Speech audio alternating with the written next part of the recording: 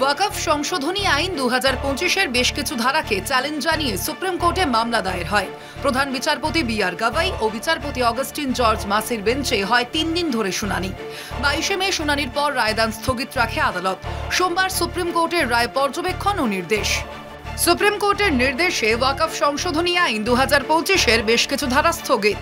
ওয়াকফ প্রতিষ্ঠার জন্য একজন ব্যক্তিকে 5 বছরের জন্য ইসলাম ধর্মাবলম্বী হতে হবে। রাজ্য সরকারগুলি একজন ব্যক্তি ইসলাম ধর্মাবলম্বী কিনা তা নির্ধারণের জন্য নিয়ম তৈরি না করা পর্যন্ত এই নিয়ম স্থগিত থাকবে। ওয়াকফ বোর্ডের প্রধান নির্বাহী কর্মকর্তাকে মুসলিম হতে হবে। একজন অমুসলিমকে সিইও হিসেবে নিয়োগের উপর স্থগিতাদেশ। ওয়াকফ সংশোধনী আইন 2025 অনুযায়ী সরকার কর্তৃক মনোনীত একজন কর্মকর্তা ওয়াকফ সম্পত্তি ও সরকারি সম্পত্তির পর্যালোচনা করে রিপোর্ট দেবে। তারপর নির্ধারিত হবে ওই সম্পত্তির ভবিষ্যৎ। এর ওপরেও স্থগিতাদেশ। ওয়াকফ সম্পত্তি নিয়ে কোনো রকম সমস্যা, অভিযোগ বা মতপার্থক্য থাকলে তার নির্ধারণ করতে পারবেন না জেলা শাসকরা। নতুন সংশোধনী আইনের এই বিষয়টির ওপরেও স্থগিতাদেশ সুপ্রিম কোর্টের। এক্ষেত্রে সুপ্রিম কোর্টের নির্দেশের বিষয়টি নিয়ে ট্রাইব্যুনালে আবেদন জানাতে হবে। ট্রাইব্যুনাল বিষয়টি নির্ধারিত করবে।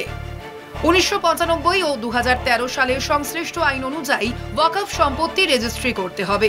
ওয়াকফ সম্পত্তি রেজিস্ট্রেশনের ক্ষেত্রে কোনো নির্দিষ্ট সময়সীমা বেঁধে দিল না সুপ্রিম কোর্ট।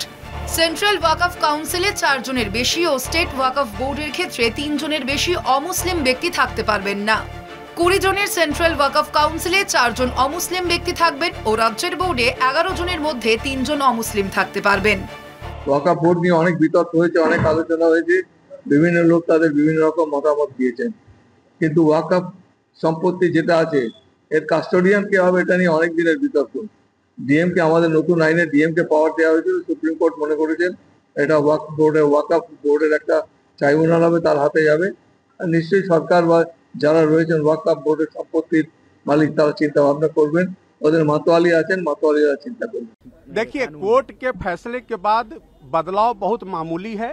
बदलाव सिर्फ इतना है कि अगर किसी वक्फ यूजर के प्रॉपर्टी को सरकार लेना चाहती है तो उन्हें उस प्रक्रिया से गुजरना होगा।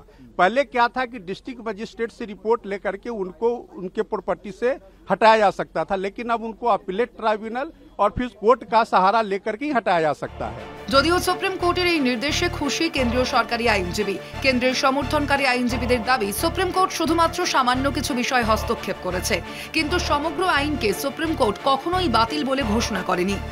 उनको इतनी रिलीफ मिली है कि जो नए वाले कानून में व्यवस्था थी कि जो 5 साल तक प्रैक्टिसिंग मुस्लिम होगा वही वक्फ कर पाएगा, उसको माननीय सुप्रीम कोर्ट ने स्टे किया है। बाकी और सारी मांगें नकार दी गई हैं।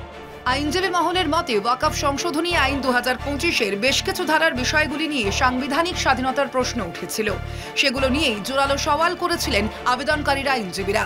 ওয়াকফ সম্পত্তিতে সরকারি হস্তক্ষেপের সেই বিষয়গুলিতে স্থগিতাদেশ দিল সুপ্রিম কোর্ট, এমনটাই মত আইনজীবী মহলের। কলকাতা টিভি।